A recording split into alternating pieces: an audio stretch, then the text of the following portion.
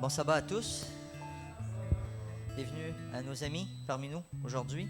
J'aimerais vous inviter à vous mettre, si vous mettre debout. Le thème de louange ce matin, c'est honneur à notre Créateur. Nous avons un Créateur. Pour tous ceux et celles qui se posent des questions, nous avons un Créateur. Car Dieu est un Dieu tout-puissant. Chantons tous ensemble.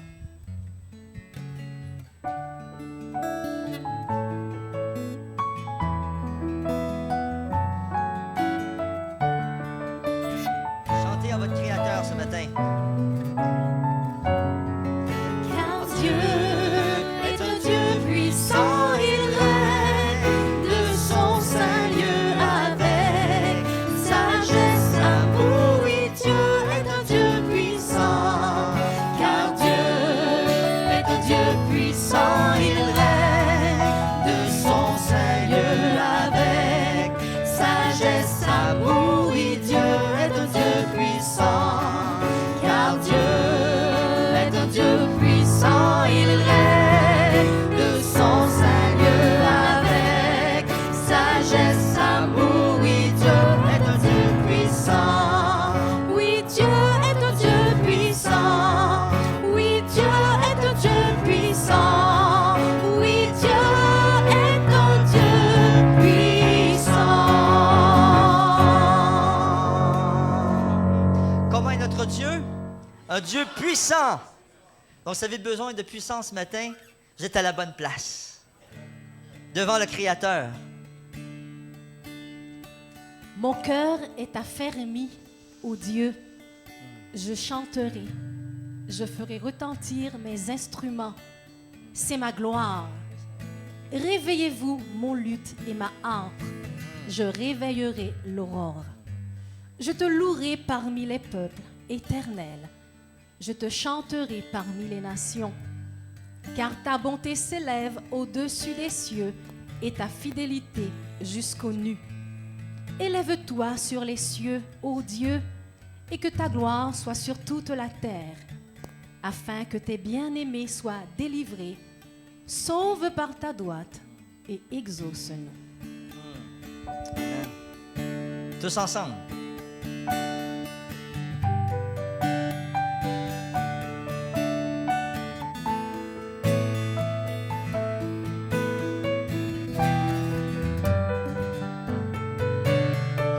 Viens, ne tarde plus, adore.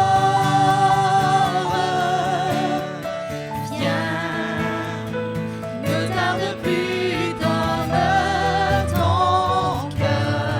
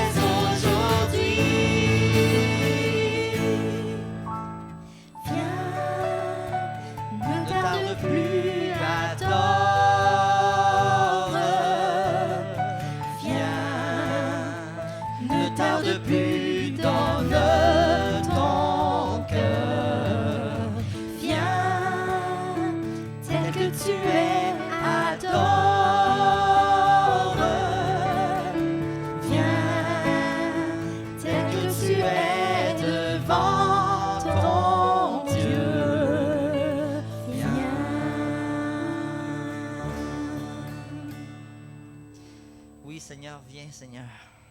Dieu a dit dans sa sainteté, « Je triompherai, je partagerai Sichem, je mesurerai la vallée de Sukkot. » À moi Galad, à moi Manassé, Éphraïm est le rempart de ma tête, et Juda mon spectre. Moab est le bassin où je me lave. Je jette mon soulier sur Édom. Je pousse des cris de joie sur le pays des Philistins. Qui me mènera dans la ville forte? Qui me conduit à Édom? N'est-ce pas toi, ô Dieu, qui nous a repoussés et qui ne sortait plus? Ô Dieu, avec nos armées? Donne-nous du secours contre la détresse. Le secours de l'homme n'est que vanité. Avec Dieu, nous ferons des exploits. Amen. Il écrasera nos ennemis. Amen. Dieu Tout-Puissant peut écraser nos ennemis. Dieu Tout-Puissant peut faire des exploits dans notre vie. Louez l'Éternel, louez notre Créateur.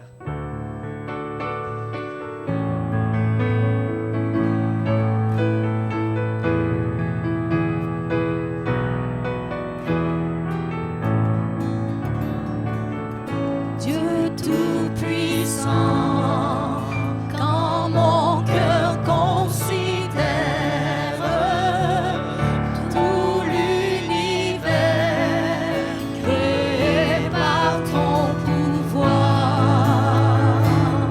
le ciel d'azur, les éclairs, le tonnerre, le clair matin.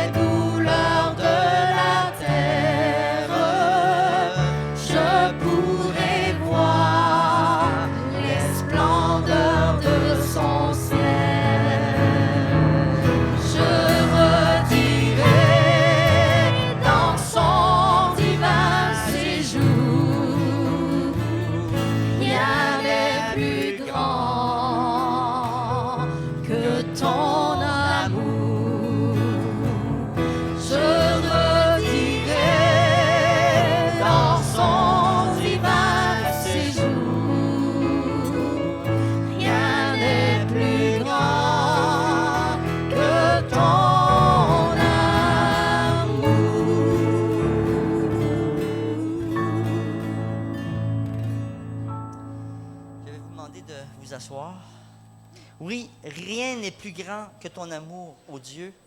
Et ce matin, je vais inviter Christella qui a un poème pour nous manifester l'amour du Père, du Fils et du Saint-Esprit.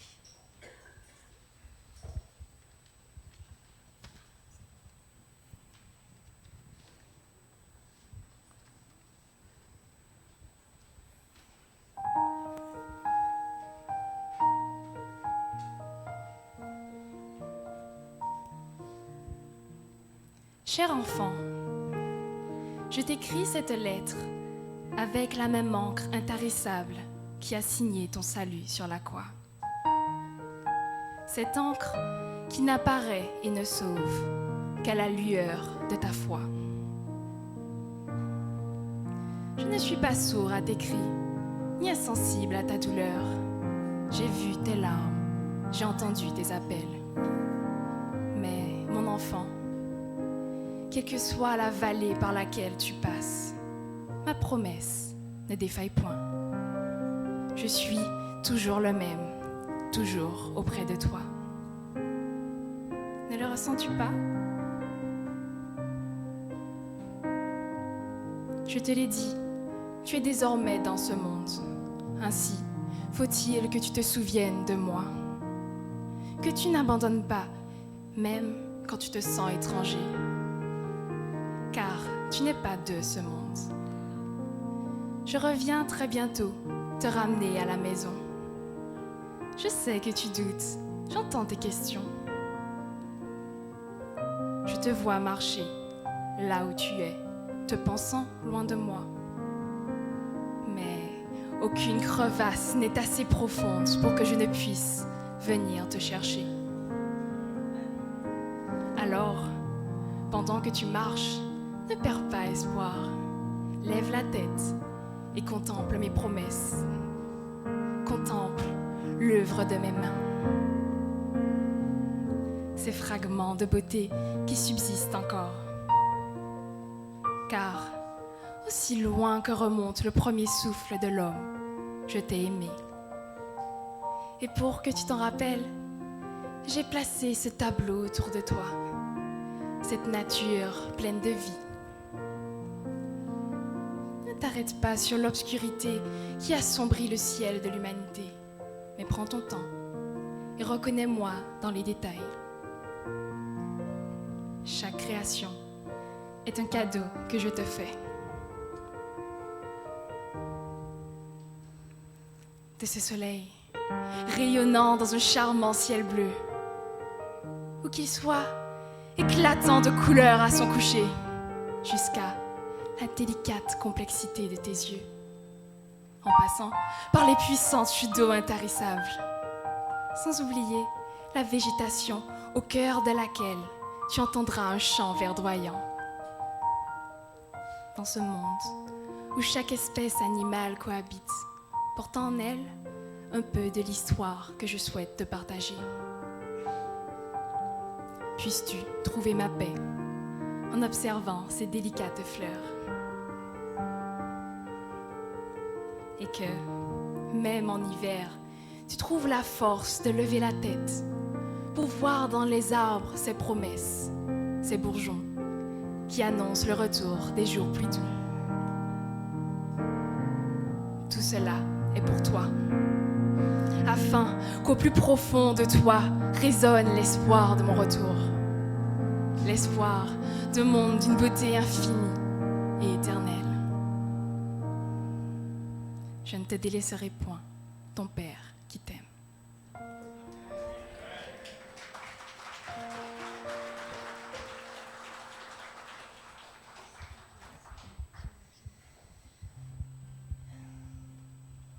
Après ce poème,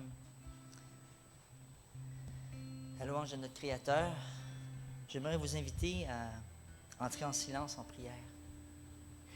S'il y a des paroles de ce poème qui vous ont touché, qui vous ont rejoint, je vous demande simplement d'élever une prière en silence à votre Créateur ce matin.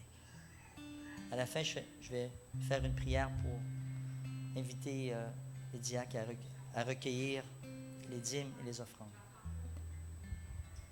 Donc, je vous invite à faire un temps de prière en silence. Donc, je vous invite à vous recueillir.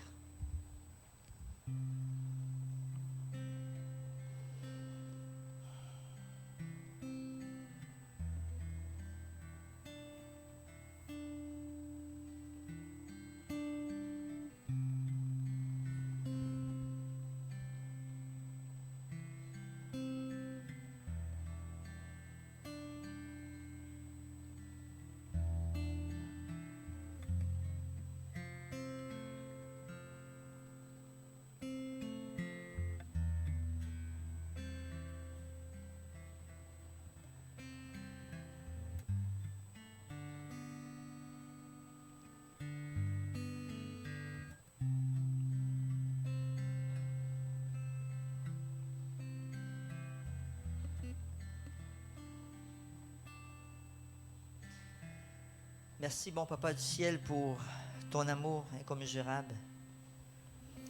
Maintenant que nous allons nous préparer à recueillir les dîmes et les offrandes, on vient vers toi, Seigneur, avec toute cette foi, en obéissant, Seigneur, à ton ordre. Tu nous as mis un plan financier afin de financer, Seigneur, tes opérations et ta mission sur la terre, mais aussi, Seigneur, pour nous bénir. Et tout te revient, la dîme te revient, les offrandes te reviennent, tout t'appartient. L'univers t'appartient parce que tu es le Créateur. Nous t'appartenons, Seigneur, et tu nous tiens dans la paume de ta main. Je te demande, Seigneur, de bénir les dîmes ce matin qui vont être recueillies et les offrandes, afin, Seigneur, que ton nom soit proclamé sur la face de la terre. Que ton nom soit connu sur la face de la terre. Que Jésus-Christ soit reconnu comme le Créateur du ciel et de la terre. Merci Jésus pour l'abondance que tu nous donnes. Merci pour le pain sur la table. Merci pour le travail. Merci pour la santé. Merci pour la force de résilience que tu nous donnes. Merci pour le courage que tu nous donnes. Merci pour la foi que tu nous transmet. Merci d'être notre modèle d'inspiration. Merci, tout simplement, de nous aimer tels que nous sommes. Merci de nous accueillir tels que nous sommes. Merci de nous transformer à chaque jour à ta ressemblance. C'est au nom de Jésus que j'ai prié. Amen.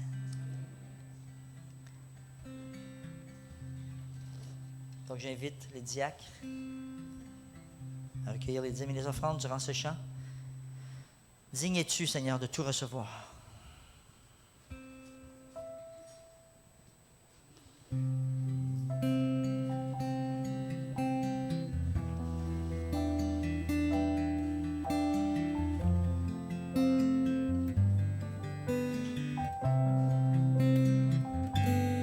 Dieu de gloire.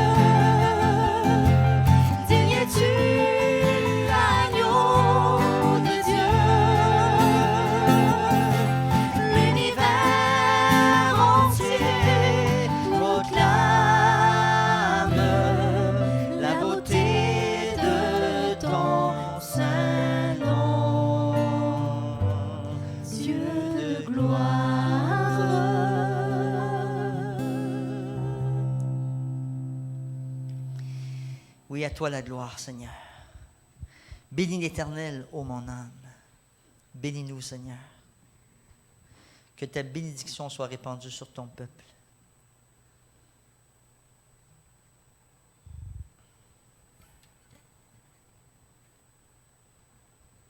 Je vais vous demander de vous mettre debout pour ce chant. Parce que bénis l'Éternel, ô mon âme, et glorifie son nom. Chantons avec joie et allégresse.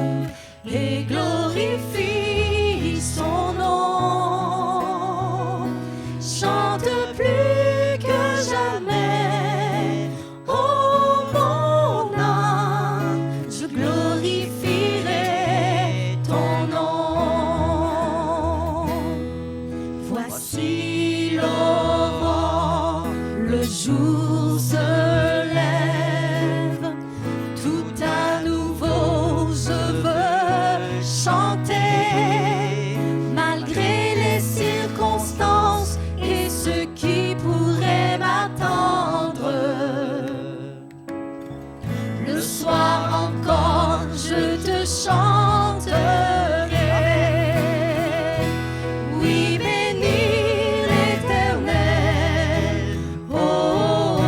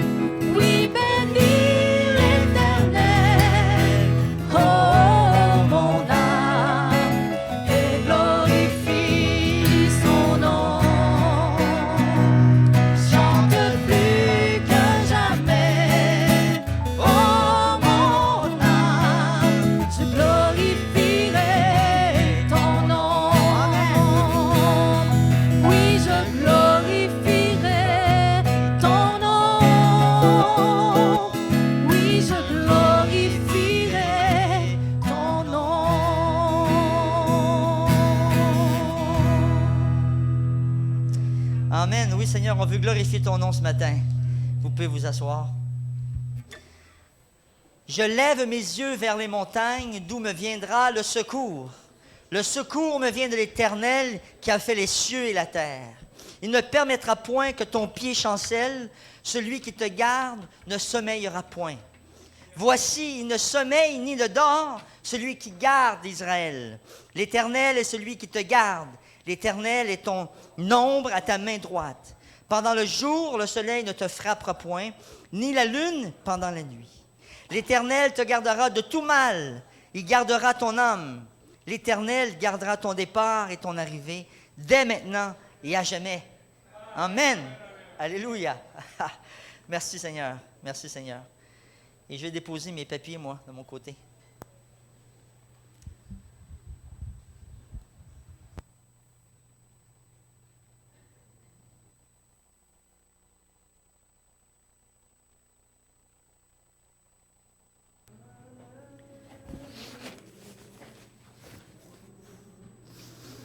Je pense qu'il y en a qui l'ont aimé, ce chant-là. Hein?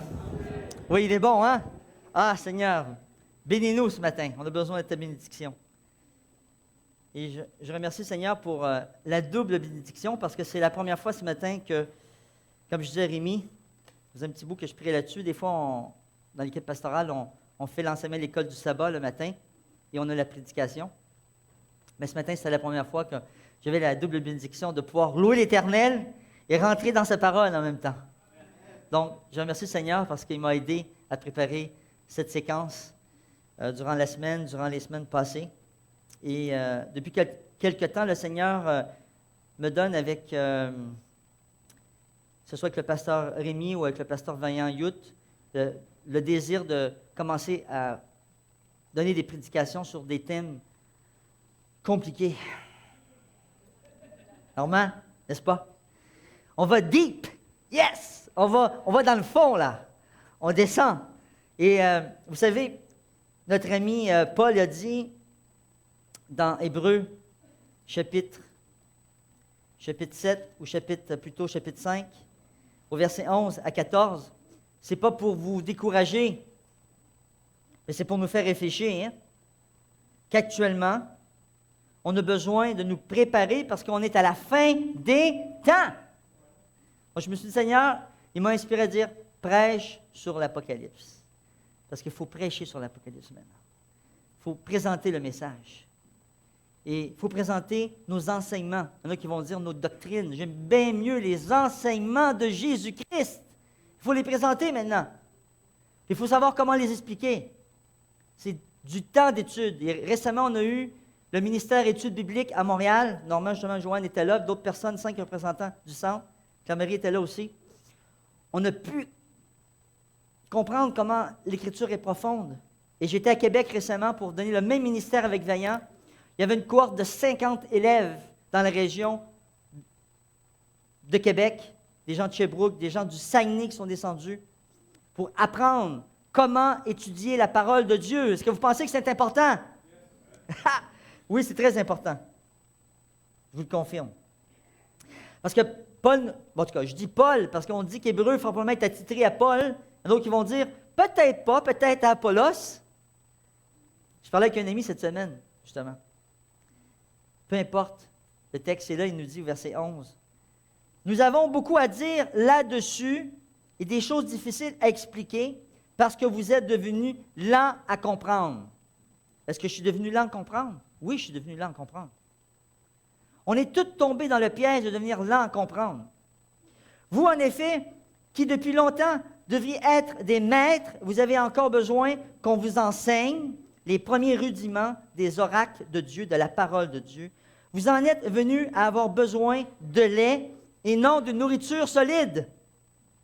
Or, quiconque en est au lait n'a pas l'expérience de la parole de justice, car il est quoi? Un enfant. Mais la nourriture solide est pour les hommes faits, pour ceux dont le jugement est exercé par l'usage de quoi? À discerner ce qui est bien et ce qui est mal. Et ça me résonne dans la tête un peu Genèse, encore chapitre 3, à la chute. Discerner entre le bien et le mal. Et jusqu'à la fin, on va avoir un grand besoin de discerner entre le bien et le mal. et on ne sera pas capable sans Jésus-Christ. On ne sera pas capable de discerner sans la parole de Dieu ce qui est bien et ce qui est mal, parce qu'il y a des choses qui nous paraissent bien, mais ils sont mal. Et c'est seulement le Saint-Esprit qui peut nous le révéler. Parce que quand c'est quelqu'un d'autre qui vient nous le dire, on n'aime pas ça. Même si Matthieu 18 existe, va voir ton frère. Écoute, il vient pas me parler. Mais quand c'est le Saint-Esprit qui te parle, c'est une autre résonance. C'est une autre résonance. Et dans le cadre de mon ministère, il y a une personne justement qui m'a envoyé une étude biblique découverte et qui posait des questions. Qui est Melchisédek? Et justement, durant la formation, on a eu la chance d'explorer un peu ce texte. Qui est Melchisédek?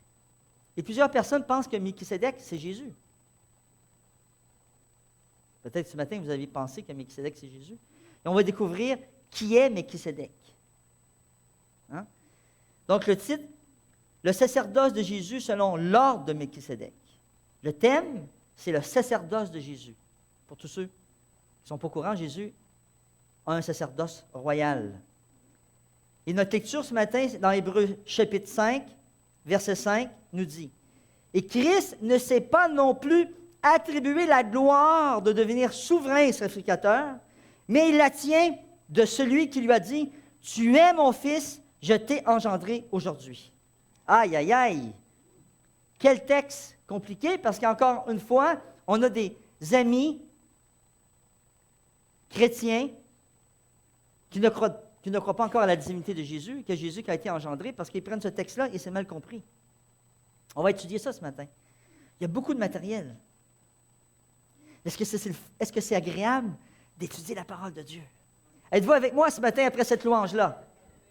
Ah, on est au centre, il est écrit, c'est vrai, j'ai oublié. On finit à 12h05. Parfait. Merci Seigneur. Parce qu'il y a des églises, ça finit à 2h, puis c'est long. Mais on sait qu'on veut étudier la parole, puis comme Daniel me disait, donnons peut-être une pointe de l'iceberg, pointe de l'iceberg durant la prédication, et pourquoi pas rester dans l'après-midi pour étudier des textes compliqués comme l'Apocalypse. Hein, Daniel? Ça ne serait pas le fun une fois par mois? On en a parlé avec Rémi. On doit commencer à étudier, à se préparer. Parce que les gens nous posent des questions et on n'a pas, quoi? Les réponses. Oui, on a des réponses toutes faites, des textes toutes faits. On a plein de prétextes, mais allons à la parole de Dieu.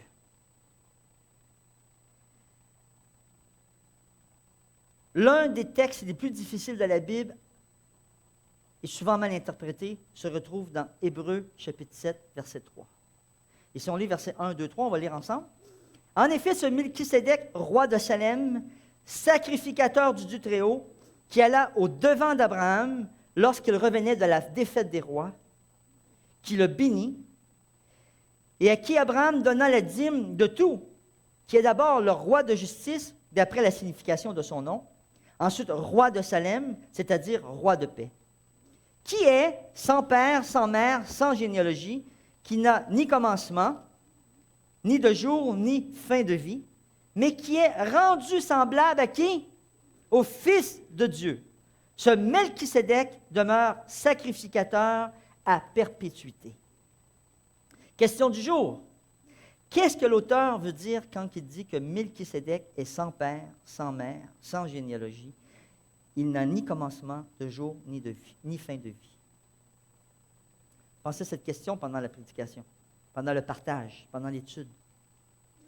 Notre objectif ce matin, c'est de comprendre que le Dieu, dans l'Épître aux Hébreux, son but à Dieu est de proclamer que Christ est ressuscité, que Christ ressuscité est le sacrificateur dans le rang de Melchisédek, dans l'ordre de Melchisédek, de l'ordre de Melchisédek. Vous allez dire, de quoi qu'il parle un matin? L'ordre des infirmiers, l'ordre des avocats, l'ordre des ingénieurs. Là, c'est l'ordre de Melchisédek. Et ça, c'est important de comprendre. Et on va voir le thème en 3 parties.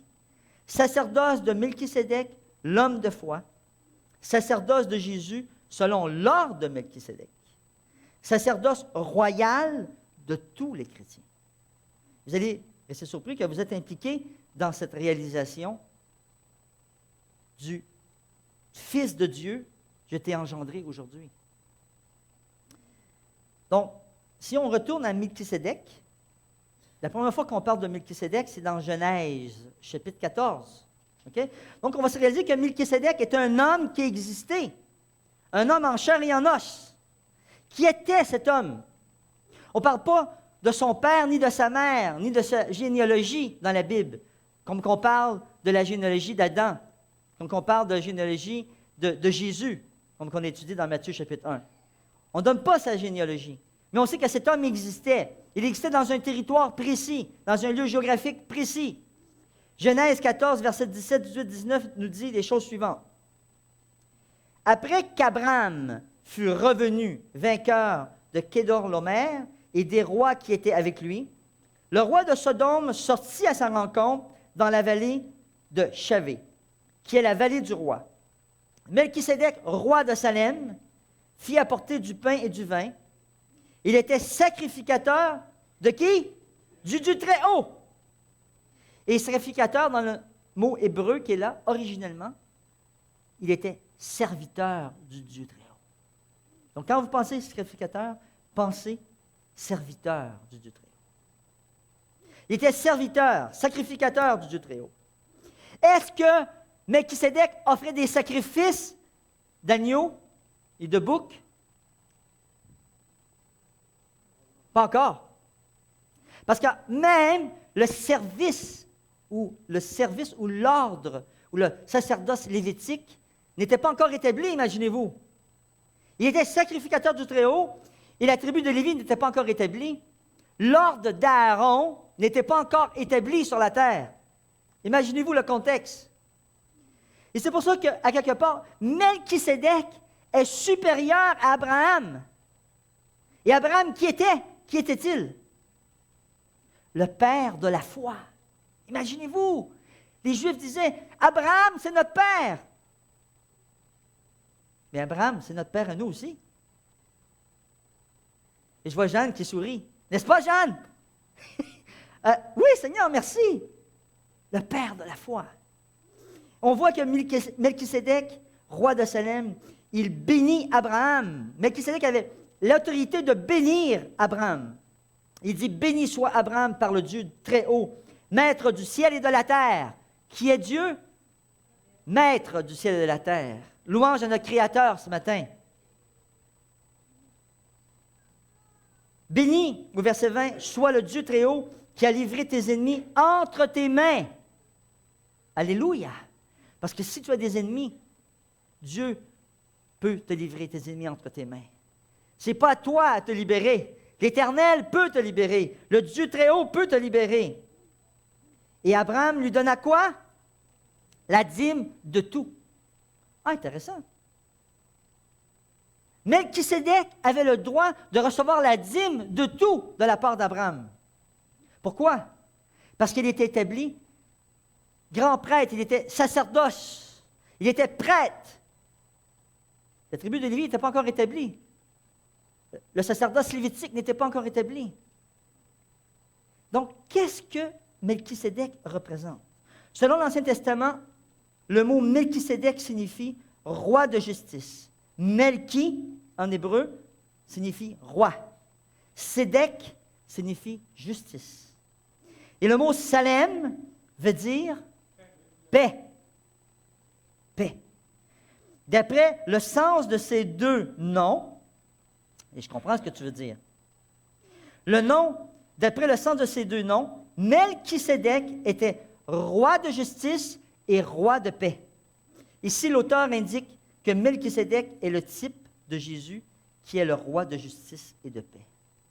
Selon le Nouveau Testament, dans Hébreux, chapitre 7, versets 1 à 3, que nous avons lu ensemble, selon verset 1, ce Melchisédek était roi de Salem.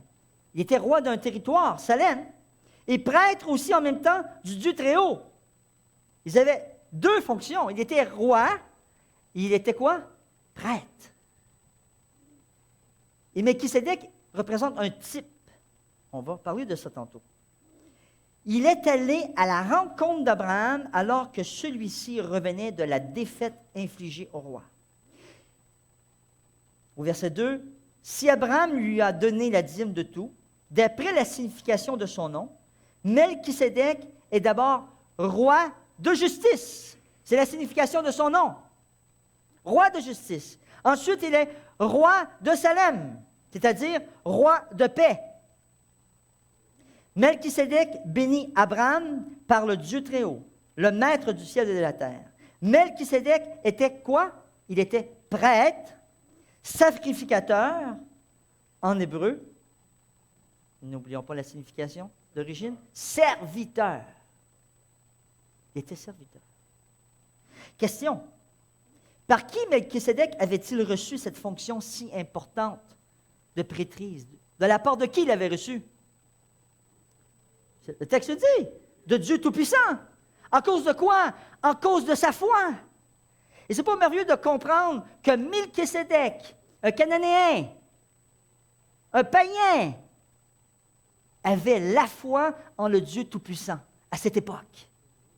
Et que même Abraham l'a rencontré, son contemporain, il dit, je t'offre toute la dîme. C'est un miracle.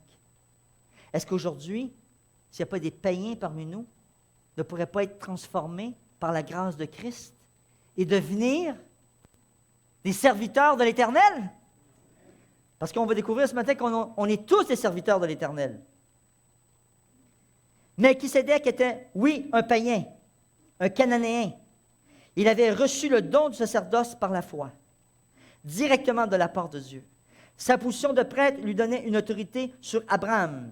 Alors il pouvait bénir Abraham et recevoir la dîme de tout comme sacerdoce. Alors Abraham lui donna la dîme de tout en tant que prêtre et roi de Salem. Salem égale paix. Ancien nom donné à la ville de Jérusalem. C'est pour ça que mon ami Richard disait Jérusalem. Louise, il est parti, mais c'est pas grave. Toi, tu es témoin. On en a parlé. Il n'est pas là, mais on en a parlé. OK? Et là, quelqu'un d'autre il intervient, qui dit Yérou. La racine de base de Jérusalem, c'est Jérusalem. Ça veut dire, Yérou signifie quoi? Fondement. Fondation, les fondements. Jérusalem, Jérusalem. La Sion était le fondement de la paix. Et c'est pour ça que ce grand prêtre, il est à la fois roi et grand prêtre. Melchisédek est un type. C'est une réalisation prophétique. Le type représente quoi? Vous allez entendre souvent dans des études, des enseignements, le mot le type et l'antitype. Au début, quand je disais ça, je ne comprenais rien. Vous étiez comme moi peut-être. Le type et l'antitype, c'est quoi? À force de lire un peu, poser des questions, le type, retenez juste une chose. Un type, c'est un symbole. C'est une représentation. C'est un modèle. Comme à quelque part, le sanctuaire terrestre sur la terre, Moïse le reçoit dans Exode 25 comme un modèle. Il voit une vision, il lui dit, fais une maquette du sanctuaire céleste. C'était un type, c'était un modèle. Et l'antitype représente quoi? Représente la réalisation prophétique de ce type à travers l'histoire. Donc, Melchisédek, roi de Salem, prêtre en plus, était un symbole pour représenter Jésus qui était pour venir en tant que roi et grand prêtre pour l'humanité. Et c'est intéressant de voir que dans le psaume 110, un psaume messianique avec un double aspect prophétique. Ici, on va au psaume 110. N'oubliez pas le psaume 110 et le psaume 2. Ce sont deux psaumes très importants pour nos amis hébreux, juifs et même nous. On devrait connaître ce psaume. Et je me suis étonné moi-même à ne pas les connaître. Oui, à les lire, mais pas en comprendre la réalisation prophétique. Lorsqu'il dit, psaume 110, « Parole de l'Éternel à mon Seigneur, assis-toi à ma droite, jusqu'à ce que je fasse de tes ennemis ton marchepied. » Ah, ça ne vous résonne pas quelque chose? Hein? C'est un psaume messianique. L'Éternel étendra de Sion le sceptre de ta puissance, domine au milieu de tes ennemis. Ton peuple est plein d'ardeur quand tu rassembles ton armée, avec des ornements sacrés du sein de l'aurore. Ta jeunesse vient à toi comme une rosée. L'Éternel, au verset 4, l'a juré, il ne s'en repentira point. Tu es quoi? Sacrificateur pour toujours à la manière de Melchisédek. Ha! Psaume messianique qui annonce, non seulement, quand il dit au verset 2, l'Éternel étendra de Sion, de Jérusalem, le sceptre de ta puissance. Ça annonce le Messie roi. Messia, le Messie qui devait venir comme un roi. Et au verset 4, tu es sacrificateur pour toujours. Ça annonce prophétiquement que Jésus va être intronisé comme grand prêtre à la manière de l'ordre de Melchisédek. Imaginez-vous, les amis, c'est comme un plaisir de comprendre, parce que Paul nous dit, on est lent à comprendre. Je dis, Seigneur, je suis tellement lent à comprendre, mais ça m'a tellement fait plaisir de comprendre. Je dis, Seigneur, merci, parce que le psaume 110 est un psaume messianique. Jésus, Messie roi, Jésus, Messie grand prêtre.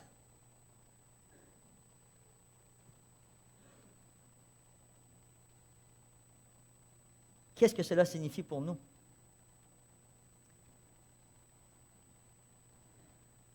Jésus est Messie roi à travers la tribu de Juda, si vous vous rappelez. C'est sa généalogie juive. Et c'est pour ça que Matthieu va prendre le temps de s'adresser énormément au peuple juif.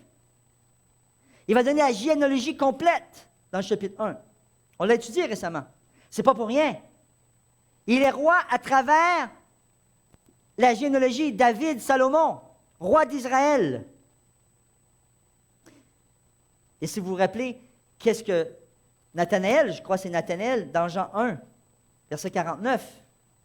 Jean 1, verset 49, 1, 49. Nathanaël lui répondit, une fois bien sûr que Jésus, il dit, « D'où me connais-tu? » lui dit Nathanaël. Jésus lui répondit, « Avant que Philippe t'appelât, quand tu étais sur le figuier, je t'ai vu. » Ah!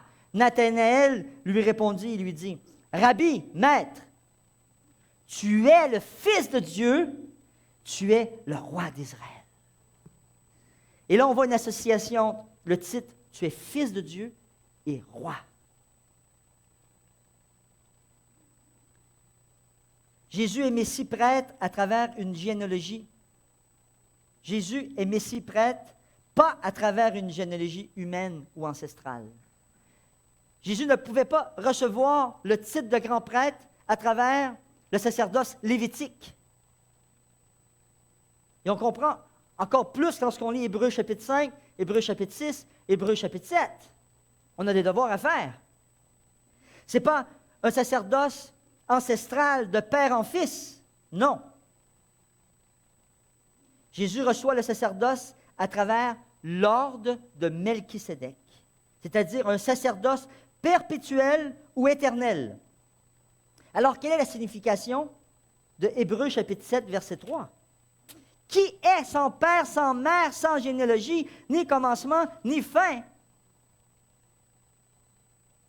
mais qui est rendu semblable au Fils de Dieu. Donc, Melchisédek ne peut pas être Jésus, ne peut pas être Jésus-Christ, parce que Melchisédek est rendu semblable au Fils de Dieu, qui est beaucoup supérieur à lui. Ce n'est pas le contraire. On ne lui connaît ni père, ni mère, ni généalogie, ni commencement, de jour, ni de fin, mais rendu semblable au Fils de Dieu, il reste prêtre pour toujours à perpétuité. Donc, qu'est-ce que l'auteur veut dire quand il dit que Melchisédek est sans père, sans mère, sans généalogie? Point important. Melchisédek n'est pas Jésus. Je vous le répète.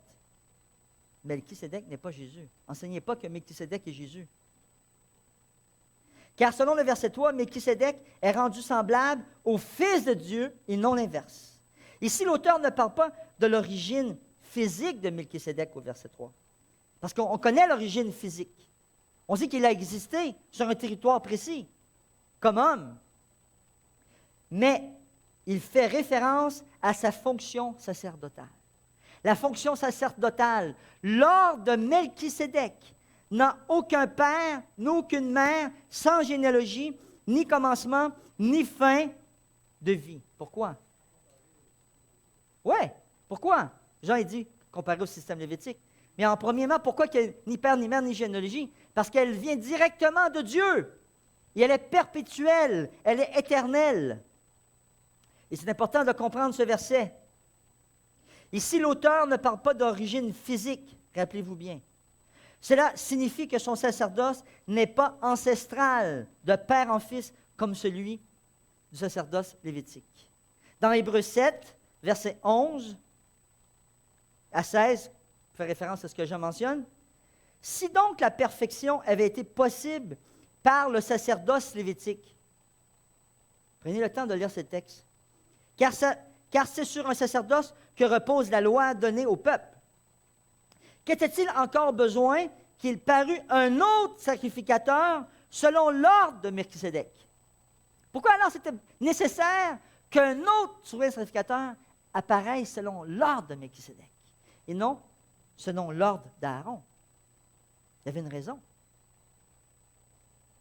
Selon l'ordre d'Aaron et le système lévitique, à travers tous les sacrifices dans le sanctuaire terrestre, c'était un type, un symbole, une représentation de l'agneau de Dieu qui était pour être sacrifié sur la croix. Vous comprenez? Et ce système, à un certain moment donné, devait devenir caduc, devait cesser d'exister. Quand? Lorsque Jésus était pour être proclamé grand souverain sacrificateur. Et quand Jésus a-t-il été proclamé grand prêtre souverain sacrificateur? Le texte nous le dit. Car le sacerdoce étant changé au verset 12 du chapitre 7, nécessairement aussi il y a un changement de loi. En effet, celui de qui ces choses sont dites appartient à une autre tribu. On parle de Jésus ici. Il appartient à une autre tribu, Jésus. Il n'appartient pas à la tribu des Lévites. Vous êtes d'accord avec moi? Pour voir si vous me suivez, à quelle tribu Jésus appartient? Merci. Vous êtes là. Écoutez, ça m'a pris du temps, moi aussi, là. Lire ça, méditer ça, comprendre tout ça.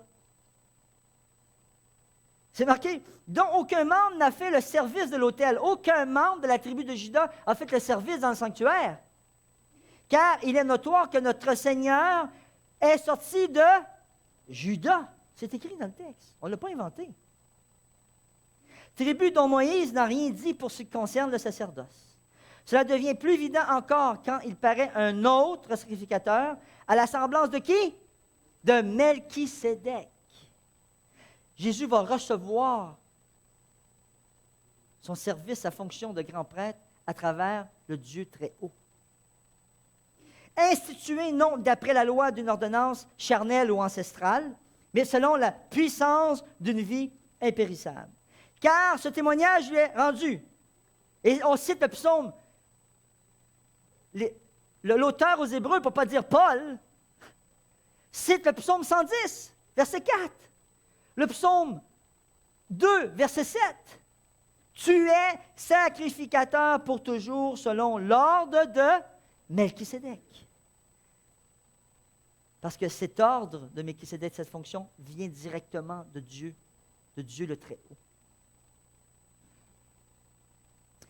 Au verset 21, « Car tandis que les Lévites sont devenus sacrificateurs sans serment, Jésus l'est devenu avec serment par celui qui lui a dit, « Le Seigneur a juré, il ne se repentira pas. » Encore une fois, tu es quoi? Sacrificateur pour toujours selon l'ordre de Melchisédek. Donc Jésus a reçu son ordre et sa fonction sacerdotale de la part de qui? Dieu. De Dieu. Selon l'ordre de... Merci beaucoup. Melchisédek. Et Melchisédek, roi de justice et roi de paix. Jésus n'est pas le roi de justice et le roi de paix.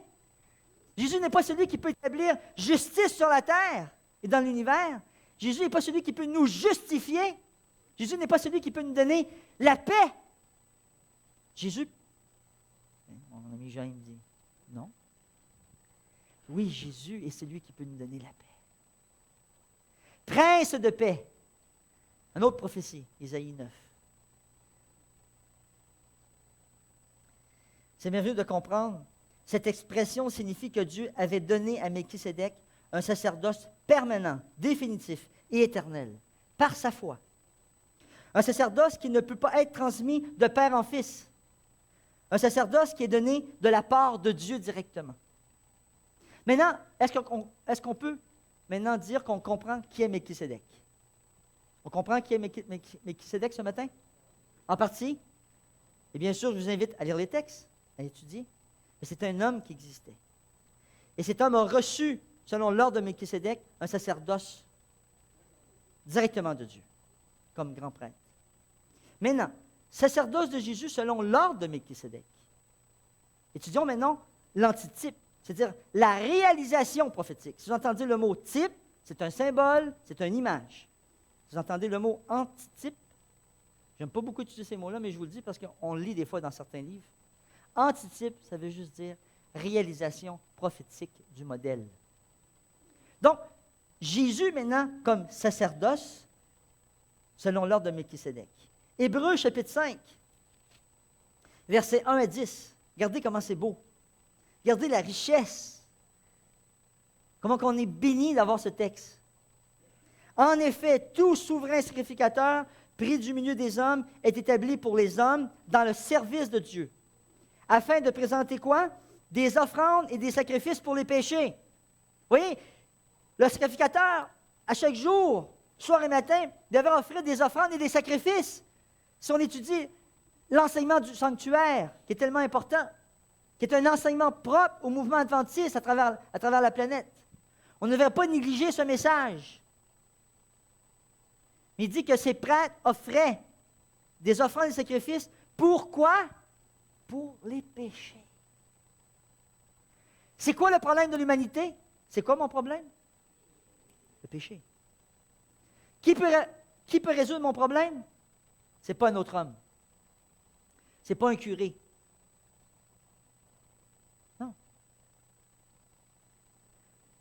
C'est Jésus-Christ seulement. Ah, yes, amen. Excusez-moi, mais c'est Jésus seulement qui peut régler le problème du péché, là. Je vais rendre ça clair ce matin. Va pas nulle part pour résoudre ton problème de péché. Va à Jésus-Christ. Mais les prêtres devaient offrir, parce que c'était un modèle pendant des années. Le sang était écoulé. Les agneaux étaient sacrifiés en représentation. Et on dit souvent dans Hébreu qu'il n'y a pas de pardon des péchés sans... Merci beaucoup, Daniel. Au verset 2 du verset 5, chapitre 5, il peut être indulgent, ce grand prêtre, OK? Au sacerdoce. Pour les ignorants et les égarés, il peut être indulgent. Ceux qui ne sont pas vraiment au courant de leur situation. Puisque même la faiblesse est aussi son partage à cet homme qui a reçu une fonction de sacerdoce et de prêtre. Il est faible. C'est un pécheur. Et c'est à cause de cette faiblesse qu'il doit offrir des sacrifices pour ses propres péchés, même avant, comme pour ceux du peuple. Donc, si on regarde l'Ancien Testament, on voit qu'il devait offrir des sacrifices pour ses propres péchés, se préparer devant Dieu avant de se présenter et d'intercéder. Nul ne s'attribue cette dignité, imaginez-vous, s'il n'est appelé de Dieu, comme le fut qui? Aaron. Aaron fut appelé à travers la tribu de Lévi. Et mais regardez ce qu'on dit en ce qui concerne Christ. Christos, le Messia, le Messie. Qu'est-ce qu'on dit du Messie? Qu'est-ce qu'on dit Christos? Qu'est-ce qu'on dit du oint? Le oint, parce que le oint, c'est Christos, chrétien, on est des oints. On a reçu l'onction. Et vous allez voir, dans la dernière partie, qu'est-ce que ça implique? Ça fait mal.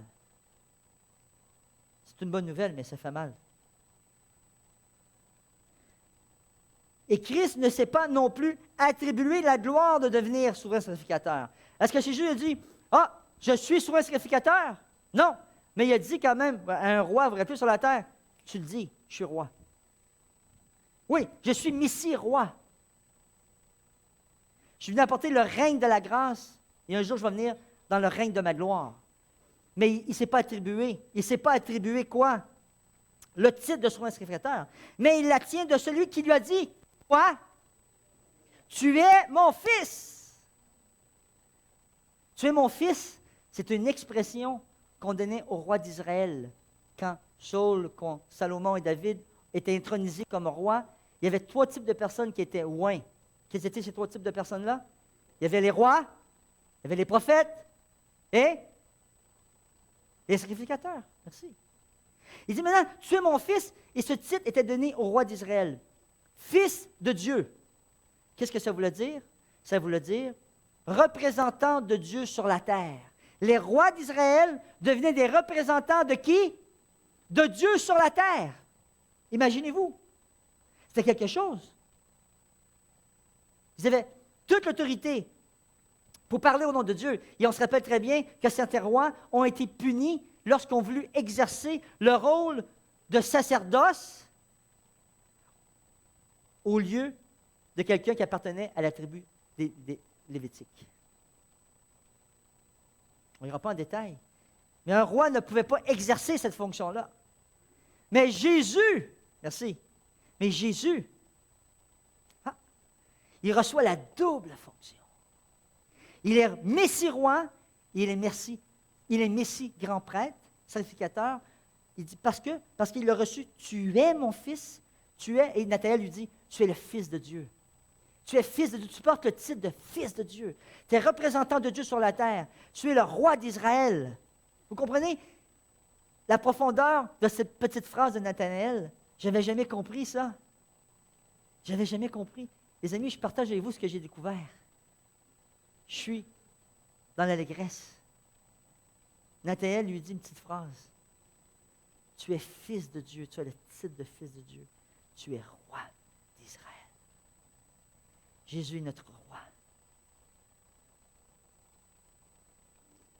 Et je t'ai engendré aujourd'hui. Et là, on commence à rentrer dans le texte. On garde le temps toujours. On rentre dans le texte. Je t'ai engendré aujourd'hui. Les gens vont dire, ben oui, regarde, tu vois, Jésus a été créé, il a été engendré. Faisons attention. Parce que si on regarde le psaume 2 et le psaume 110, engendré ici, si vous faites la recherche, n'a pas référence à l'enfantement. Tu es mon fils, tu es fils de Dieu, tu es roi d'Israël, je t'ai engendré. Le psaume 110 est en train de prophétiser sur la résurrection du Messie. Aïe, aïe, aïe! Les amis, pensez-y une seconde. La résurrection de Jésus-Christ avait été prophétisée. Et non seulement Jésus l'avait dit à ses disciples, mais le psalmiste l'avait proclamé. C'était possible de savoir qui était le Messie. Merci Seigneur. Merci Seigneur. Psaume 2, texte messianique sur la résurrection de Jésus comme Messie. Je publierai le décret. L'Éternel m'a dit, tu es mon fils, je t'ai engendré aujourd'hui. Tu es mon fils, donc fils de Dieu, titre donné au roi d'Israël. Jésus est Messie roi à travers la tribu de Juda, selon sa généalogie. Psaume 110, texte messianique, sur le sacerdoce de Jésus. Jésus est Messie souverain sacrificateur, selon l'ordre de Melchisédek, et non selon l'ordre de Aaron. Et comment qu'on peut savoir quand il dit « Je t'ai engendré aujourd'hui » ? Allons à Actes des Apôtres, chapitre 13. Et c'est là que c'est important de lire la parole de Dieu, de tout lire la parole de Dieu. Je t'ai engendré. Et on va voir, je t'ai engendré, c'est exactement le contexte de la résurrection. Et c'est merveilleux de lire les textes. Même les gens qui voudraient magouiller la Bible ne peuvent pas. Parce que de verset à verset, caché un peu partout, si vous étudiez la parole de Dieu, vous allez découvrir la vérité. Actes des Apôtres, chapitre 13. Versets 30 à 34. Mais Dieu l'a ressuscité des morts. Regardez si c'est beau. Regardez le contexte, là. Il est apparu pendant plusieurs jours à ceux qui étaient montés avec lui de la Galilée à Jérusalem. N'est-ce pas vrai? Oui, il y a eu des témoins. Et qui sont maintenant, qui? Ces témoins auprès du peuple. Actes des Apôtres, chapitre 13, versets 30 à 34. Et nous vous annonçons cette bonne nouvelle. Quelle bonne nouvelle! Que la promesse faite à nos pères, Dieu l'a accomplie, amen, pour nous, leurs enfants. En faisant quoi? Allez, les amis, je vais prendre même mon crayon bleu, OK? En le ressuscitant. Il a ressuscité. En ressuscitant Jésus, selon ce qui est écrit dans où? Dans le psaume 2. Tu es mon fils, je t'ai engendré. Je t'ai engendré aujourd'hui, c'est qu'il est ressuscité des morts, le verset 34 dit. Amen. C'est la preuve. Jésus est ressuscité d'entre les morts. C'était prophétisé. Donc, si on revient à Hébreu, il lui dit, tu es mon fils, je t'ai engendré aujourd'hui. Je vais te ressusciter. Tu ne vas pas connaître la corruption. J'ai envie de dire, alléluia. J'ai envie de dire, merci mon Dieu. Parce que si Jésus n'est pas ressuscité, notre foi est vaine. Si Jésus n'est pas ressuscité, Jésus n'est pas dans le sanctuaire céleste. Si Jésus n'est pas ressuscité, Jésus est mort et notre foi est vaine. Mais Jésus est ressuscité. Merci Seigneur. Merci Seigneur. Merci Seigneur. Il lui dit, au chapitre 5, verset 7, « C'est lui qui, dans les jours de sa chair, c'est lui qui? Jésus! C'est lui qui, dans les jours de sa chair, quand Jésus a été incarné, ayant présenté avec des grands cris, Jésus a présenté avec des grands cris, Jésus a présenté avec des larmes, des prières et des supplications à celui qui pouvait le sauver de la mort. Même Jésus a crié à son Père, « Sauve-moi de la mort! » C'était une expérience de foi pour Yeshua. Et c'est une expérience de foi pour nous aussi, que Dieu peut nous sauver de la mort. Oui ou non? Parce que nous allons tous mourir s'il ne se passe pas quelque chose. Si Jésus ne revient pas avant qu'on soit mort, on va tous mourir. Et si on n'a pas accepté Jésus-Christ comme notre Sauveur, on va être tous anéantis devant sa gloire. Mais si on crie devant le Père, au nom de Jésus-Christ, on peut être sauvé de la mort. Et ayant été exaucé à cause de sa piété, c'est-à-dire à cause de sa relation avec Dieu, de son désir de faire la volonté de Dieu, a appris quoi? Bien qu'il fût fils de Dieu. Bien qu'il fût fils de Dieu, il a appris l'obéissance par les choses qu'il a souffertes. C'est pas comme ça, les amis. On n'apprend pas à devenir obéissant par les choses qu'on souffre. On ne souffre pas dans cette vie. Est-ce que vous ne souffrez pas dans cette vie? On ne passe pas tous par des épreuves dans cette vie. Est-ce qu'on ne tombe pas tous dans cette vie? Mais par la souffrance, Dieu capitalise afin qu'on devienne obéissant. Mais pourquoi souffrir? Il y en a qui diraient, on est-tu mal fait? Mais obéir par amour. Mais quand ça fait mal, des fois ça fait du bien. Mais c'est notre réalité, hein? C'est notre réalité. Pour capituler, il faut souffrir. Pour obéir, il faut souffrir. Et qui, après avoir été élevé à la perfection, qui? Jésus, est devenu pour tous ceux qui lui obéissent maintenant. Jésus est devenu l'auteur d'un salut éternel. Amen. Il est devenu quoi? L'auteur d'un salut éternel. C'est-à-dire que Jésus peut nous donner le salut. Jésus nous donne accès à travers son titre de Messie-Roi, à travers son titre de Messie-Grand-Prêtre, l'accessibilité au plan de sauvetage pour l'humanité. Quand il dit « Tu es mon fils, je t'ai engendré aujourd'hui », à travers sa résurrection, Jésus est en train d'achever le plan de la rédemption dans le ciel pour chacun de nous. Amen. Et ça, c'est merveilleux. Et on a de la misère à saisir, les amis. On a de la misère à saisir parce que Hébreu nous dit, même dans Hébreu,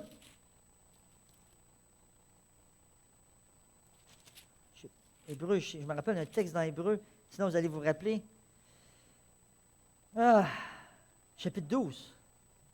Il dit, « Nous donc aussi, puisque nous sommes environnés d'une si grande nuée de témoins, rejetons tout fardeau et le péché qui quoi? Qui nous enveloppe si facilement. » Est-ce que le péché ne nous enveloppe pas si facilement? Est-ce qu'on ne court pas puis on sent que le péché nous parcourt dessus? Ou des fois, on se jette dedans.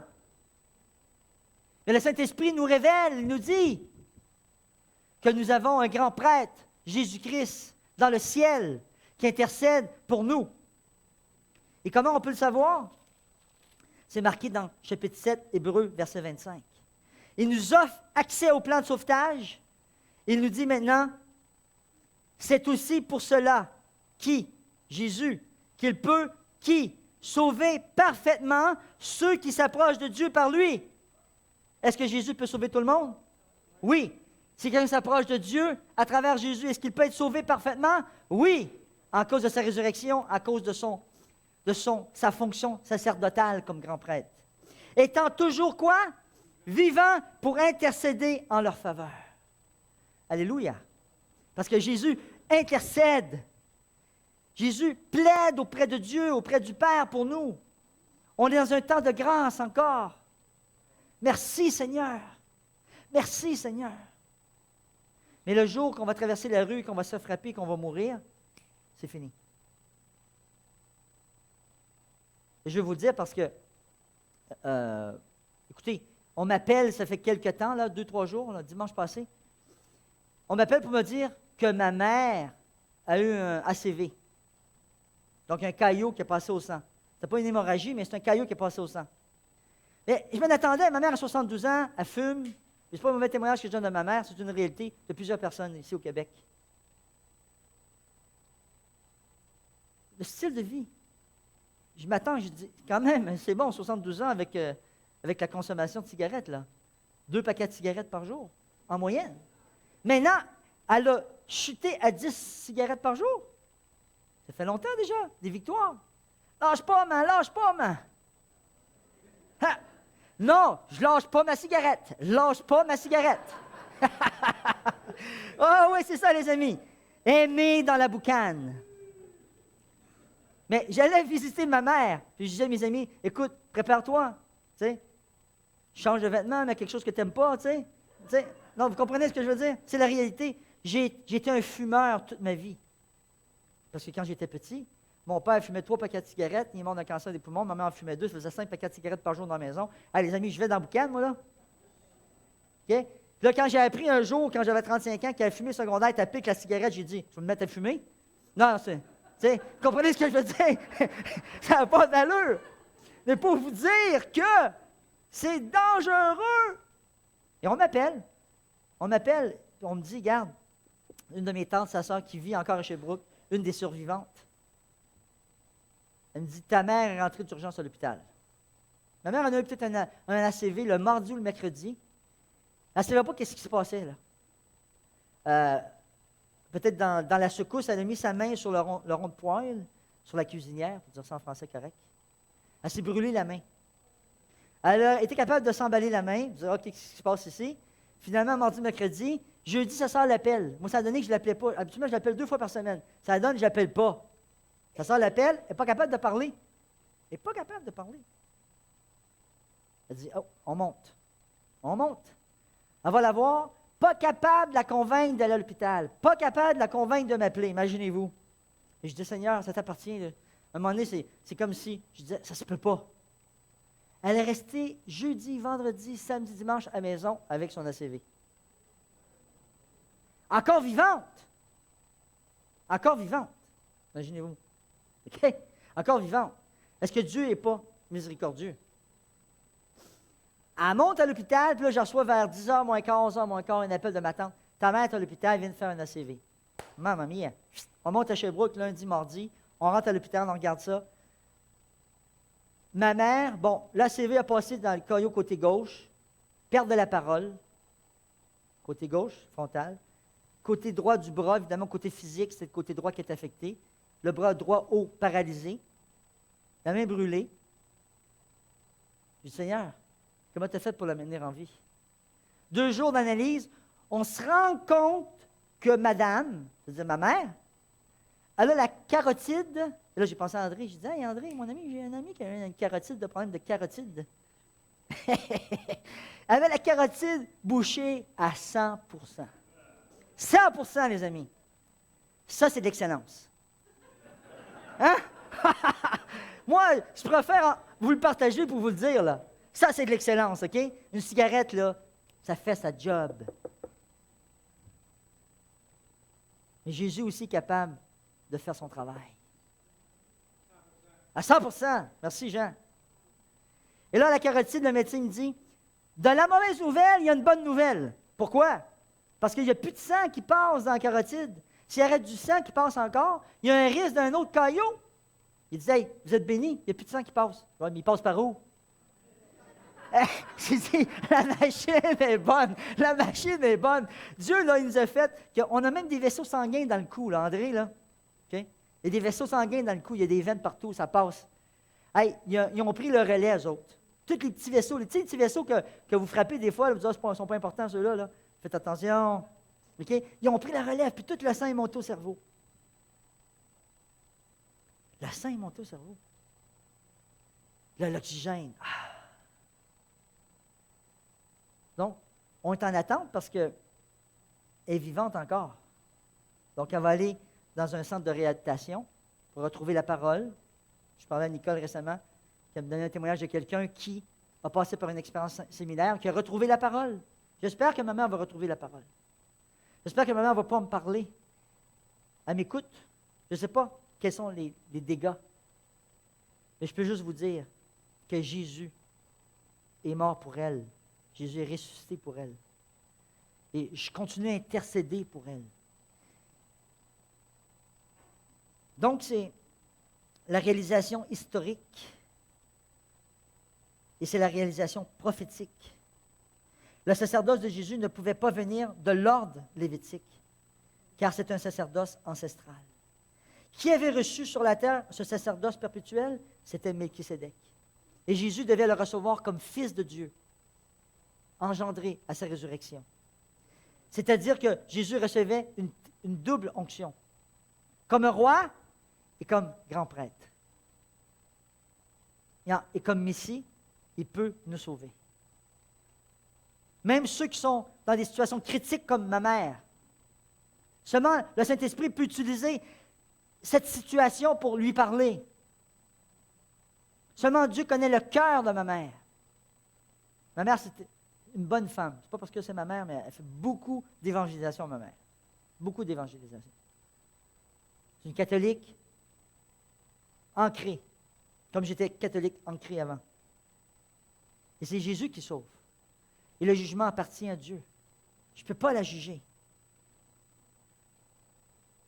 Question ce matin, que signifie pour nous cette réalisation prophétique et messianique? Que signifie pour nous lorsque l'auteur dit « Tu es sacrificateur pour toujours selon l'ordre de Melchisédek » Selon Hébreux, chapitre 5, versets 7 à 10 que nous avons lu, c'est une réalisation du plan du salut pour l'humanité. C'est une accessibilité du salut pour tous. Plan de sauvetage pour tous. Qui peut être sauvé? Tout le monde. Ici, justement, on donne une étude biblique avec Vaillant à Laval, à quelqu'un, un père qui a enseigné à son fils pour dire, écoute, moi je suis un élu, toi tu n'es pas un élu.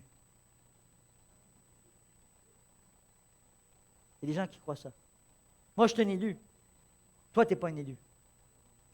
Les amis, le plan de sauvetage, c'est pour tout le monde. Ne jugez pas personne, peu importe son état. Parce que des fois, il y a un plan de sauvetage, puis on sauve quelqu'un, puis il n'est pas noyé encore.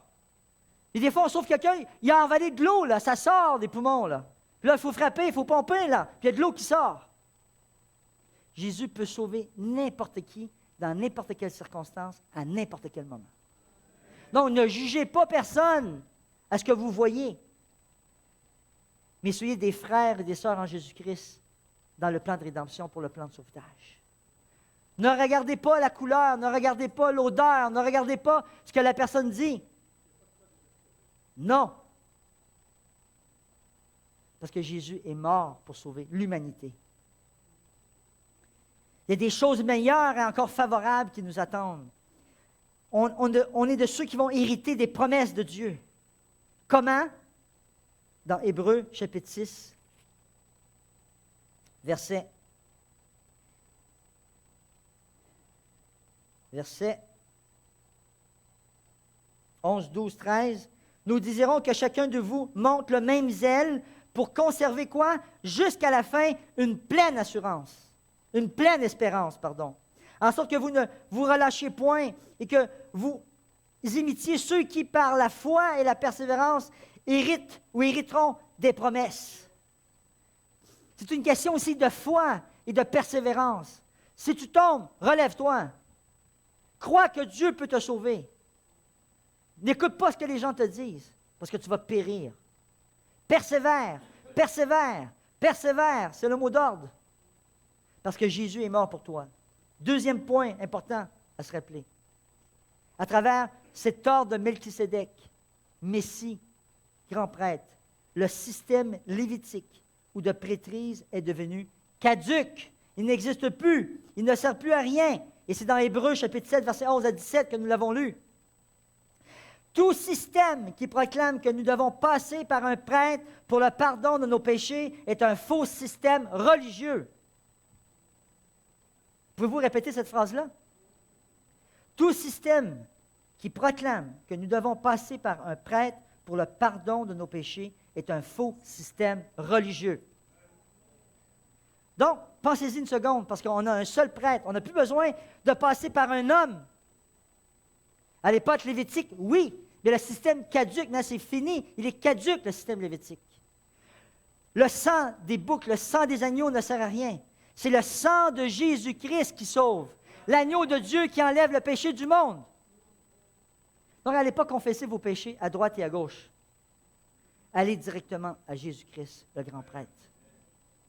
Jacques nous dit dans le chapitre 5, « Confessez-vous les uns les autres vos péchés. » Oui, c'est vrai. Parce que ça fait du bien des fois de se dire les vraies affaires. Hein? Il faut se le dire. Ça fait du bien, il faut évacuer. Mais on a un grand prêtre à qui on peut tout dire. Puis il peut nous pardonner par son sang.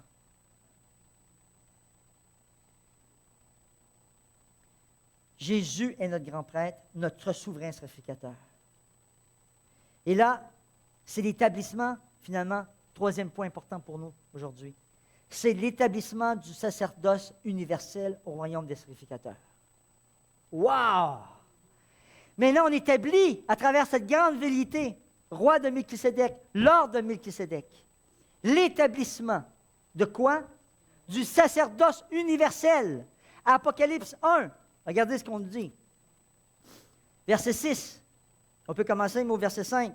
Et de la part de Jésus-Christ, le témoin fidèle, Apocalypse 1, le premier-né des morts et le prince des rois, j'ai expliqué l'autre fois, à celui qui nous aime et qui nous a délivrés, quoi? De nos péchés par son sang, et qui a fait de nous, quoi? Un royaume des sacrificateurs. Pour Dieu son Père, à lui soit la gloire et la puissance au siècle des siècles. Amen. Nous sommes maintenant tous des sacrificateurs. Nous sommes tous des prêtres. Nous pouvons tous intercéder pour quelqu'un et pour nous-mêmes. Regardez, que signifie Apocalypse 1,6? Que Jésus a fait de nous un royaume de sacrificateurs. C'est-à-dire un royaume de serviteurs de Dieu. Est-ce qu'on va faire des sacrifices d'animaux? Non, c'est caduc. On l'a vu dans l'Hébreu. Donc, on est des serviteurs de l'Éternel. On appartient au royaume des serviteurs de Dieu. Est-ce que c'est une bonne nouvelle? Ah, merci mon Dieu, parce que, je vous le dis les amis, c'est merveilleux. Nous sommes dans la même position que les rois d'Israël lorsqu'ils recevaient le nom de fils de Dieu. Nous sommes des fils de Dieu. Nous sommes des rois, représentants de Dieu sur la terre. Le Saint-Esprit a été envoyé pour représenter Dieu sur la terre, mais nous représentons Jésus. Nous représentons Dieu sur la terre. Nous sommes ambassadeurs, oui ou non? Ah, les amis, et ça me fait mal, Parce que, en tant qu'ambassadeur, combien de fois qu'on se plante? Combien de fois qu'on tombe? Et quand j'ai réalisé que je suis ambassadeur de Christ, je suis roi, je suis représentant de Dieu sur la terre, j'ai envie de demander pardon à tout le monde ce matin pour les mauvais témoignages que j'ai portés. J'ai envie de demander pardon au Seigneur pour tout ce que j'ai fait de pas correct. Et que son sang puisse me laver. qui puisse me préparer. Parce qu'on ne réalise pas. Parce que quand j'étais jeune, je rêvais. J'ai étudié en commerce international, mais je pensais étudier en relations internationales. Quand je me suis rendu que la politique, c'était pourri, j'ai dit ça ne m'intéresse pas. J'ai été à l'ONU 2-3 fois, j'ai dit ça n'a pas d'allure, c'est pas ça que je veux. Mais je rêvais d'être dans une ambassade, un consul, représenter mon pays. Ça a été merveilleux. Et j'ai réalisé que je suis ambassadeur. Merci mon Dieu! Je suis ambassadeur! Wow! C'est sûr, je n'ai pas de protection complète, mais avec Dieu, je suis protégé partout. La preuve, c'est que je suis ici ce matin. La preuve, c'est que je n'aurais pas avoir des accidents, puis je suis encore ici. J'ai une protection complète.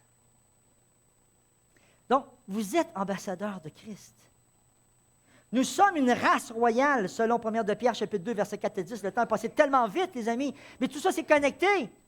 C'est la proclamation du sacerdoce universel. 1 de Pierre, chapitre 2, versets 4 à 10. Il dit au verset 4, « Approchez-vous, pierres vivantes. » Nous sommes des pierres vivantes. « Édifiez-vous pour former quoi? Une maison spirituelle. » Édifiez-vous pour former quoi? Un saint sacerdoce. Vous êtes une race élue, un sacerdoce royal, une nation sainte, un peuple acquis, le peuple de Dieu. Alléluia! Réjouissez-vous. Et lorsqu'on dit un sacerdoce royal, dans Hébreux 7, 25, Jésus est là pour intercéder. Qu'avons-nous à présenter? Parce que dans Hébreux 8, on nous dit, l'auteur nous dit au chapitre 8, verset 1 à 3, il dit, le point capital ici de ce qui vient d'être dit, tout ce qu'on a dit, c'est que nous avons un souverain sacrificateur qui s'est assis à la droite du trône, à la majesté divine dans les cieux. Amen! C'est ça le point important. Jésus est là, comme ministre du sanctuaire et du véritable tabernacle qui a été dressé par le Seigneur et non par un homme. Le vrai, il dit alors, verset 3, « Tout souverain sacrificateur est établi pour présenter des offrandes et des sacrifices. D'où il est nécessaire que celui-ci ait aussi quelque chose à présenter. » Les prêtres lévitiques devaient présenter des offrandes pour les péchés, leurs propres péchés. Jésus a dû offrir sa vie pour le pardon de nos péchés. Mais nous, comme sacerdoce, comme prêtres, qu'est-ce que nous devons offrir? Oui, merci David. Oui, et ça, c'est un coup de baseball sur la tête, les amis. C'est une révélation, mais on le sait. Mais encore, ça nous résonne dans la tête. Romains 12, 1. Notre corps, quoi? Oui, sacrifice vivant. Sacrifice vivant. Notre corps, sacrifice vivant. Ça nous résonne, ça nous résonne, ça nous résonne. Je vous exhorte donc, frères, par les compassions de Dieu, à offrir votre corps comme un sacrifice vivant, un corps saint, agréable à Dieu, ce qui sera de votre part un culte raisonnable. Et encore, Seigneur, pardonne-nous. Que faisons-nous avec notre corps? Que faisons-nous avec notre corps comme ambassadeur, comme un roi? Ce n'est pas juste la dimension physique, c'est la dimension mentale. Maintenant, chez Patrick et Jocelyne, on a mis en place ce petit groupe de santé globale. C'est santé physique, santé mentale, santé spirituelle, santé relationnelle sociale, santé émotionnelle. C'est une dimension holistique. C'est tout notre corps. Mais on sent qu'on est attrapé par le péché. Si tu te sens attrapé par le péché, mets-toi à genoux. Prie, parce que Jésus est vivant. Jésus peut te secourir. Jésus peut t'aider. Et maintenant, qu'est-ce que nous pouvons offrir à part notre corps? Hébreux 12, 28 nous donne aussi la réponse. Hébreux 12, 1. Romains 12, 1. Regardez ça, c'est intéressant. Moi, j'aime ça faire des analogies comme ça. Romains 12 et Hébreux 12. Hébreux 12 nous dit dans le verset 28, c'est pourquoi, recevant un royaume inébranlable, nous avons reçu un royaume inébranlable. OK? Montrons notre reconnaissance en rendant à Dieu un culte qui lui est agréable, avec piété et avec crainte. Lorsqu'on vient ici, qu'on puisse être reconnaissant, rempli de gratitude envers Dieu et lui dire merci pour le plan du salut.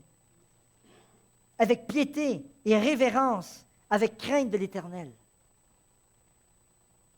C'est la façon qu'on peut lui donner une offrande et un sacrifice. Afin que vous annonciez, il dit quoi? Les vertus de celui qui vous a appelé des ténèbres à son admirable lumière. On a une mission comme ambassadeur. On représente un royaume. On est appelé à partager la bonne nouvelle afin que les gens sortent des ténèbres pour arriver à l'admirable lumière. Par le sacrifice et la résurrection de Jésus, nous avons accès direct à Dieu. Le sacerdoce universel à Dieu se caractérise non seulement par un accès direct à Dieu, parce que nous avons un accès direct à Dieu maintenant, mais par notre sanctification, par notre séparation du monde, par le sacerdoce universel qui se caractérise par ses privilèges et aussi ses obligations spirituelles. Donc nous avons des privilèges, mais aussi nous avons des obligations. C'est un appel à la sanctification, c'est un appel à la séparation du monde. Que Dieu puisse vous bénir et vous fortifier. Un appel à ne plus jamais se séparer et à ne plus s'éloigner de Jésus. J'aimerais inviter Océane à chanter. Et pendant ce chant, si le Seigneur vous touche, moi je serai ici en train de prier. Si le Seigneur vous appelle à rentrer dans le sacerdoce royal, si le Seigneur vous appelle à une réforme dans votre vie, et je sais que ce n'est pas facile, les amis, parce qu'on tombe souvent. Mais Dieu peut vous donner la victoire un jour. Persévérez. Écoutons tous ensemble. Pendant le chant, si vous voulez venir, quelqu'un veut venir, on va prier pour lui ce matin.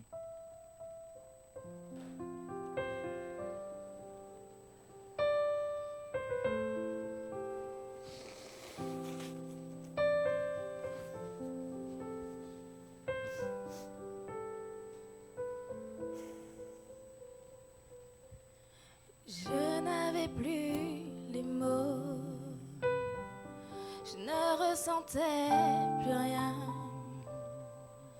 J'oubliais combien tu avais fait pour moi.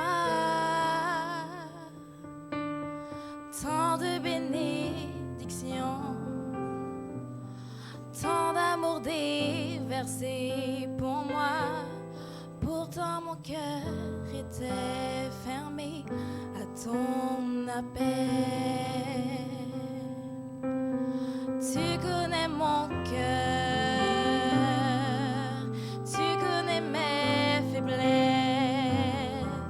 Seigneur, entends le cri de ton enfant. Je veux rester auprès de toi. Mon Père, ne plus jamais m'éloigner de toi. Je veux rester auprès de toi, bon Père, ne plus jamais m'éloigner de toi. Ne plus jamais m'éloigner de toi.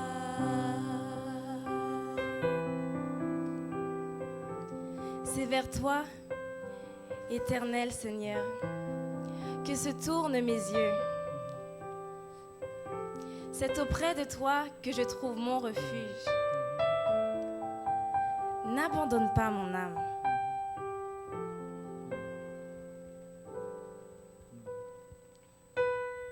Je n'avais plus les mots, je ne ressentais plus rien. J'oubliais combien tu avais fait pour moi. Tant de bénédictions, tant d'amour déversé pour moi. Pourtant mon cœur était fermé à ton appel.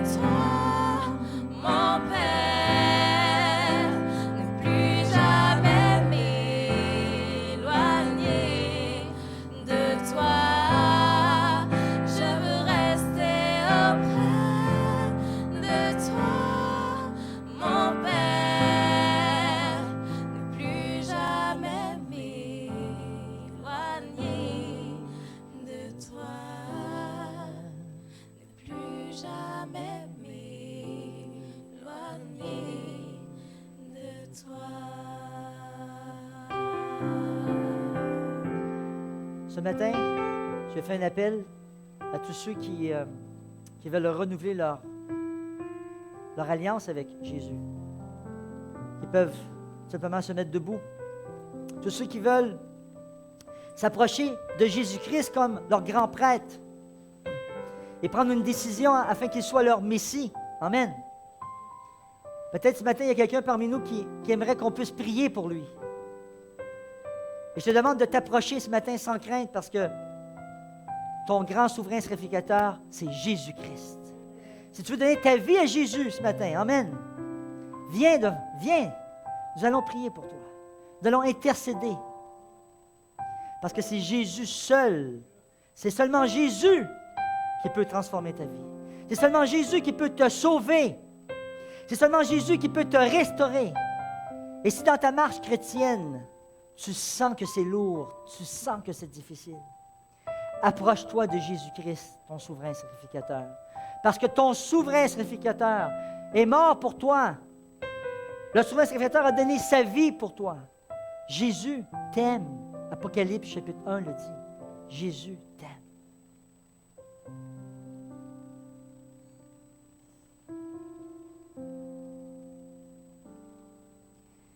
Bon, Papa du ciel, on veut te dire merci ce matin pour ceux qui se sont approchés de toi, Seigneur.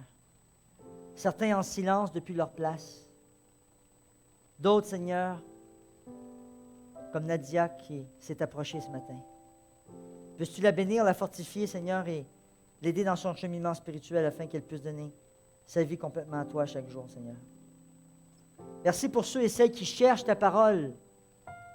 Merci, Seigneur, de nous recevoir et nous accueillir tels que nous sommes. Pécheurs, mais pécheurs graciés. On te demande, Seigneur, de nous donner la force et la victoire à chaque jour. Un jour à la fois.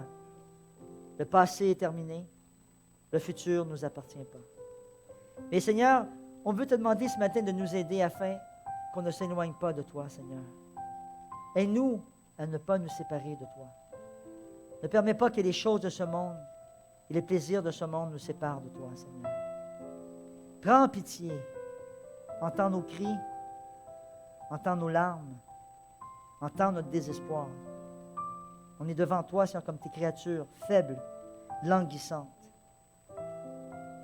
Et c'est seulement toi, Seigneur, qui es le berger. Et c'est au nom de Jésus-Christ que j'ai prié. Amen.